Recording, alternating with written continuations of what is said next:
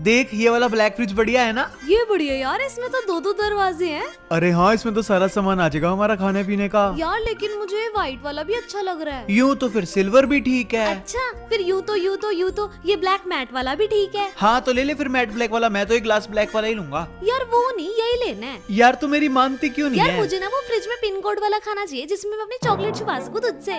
यार तू चॉकलेट के लिए ये वाला फ्रिज ले रही है? अरे ये ले तू, ये 10 रुपए रख, जा जितनी चॉकलेट खानी है तो खा ले। फ्रिज तो अपन यही वाला लेंगे।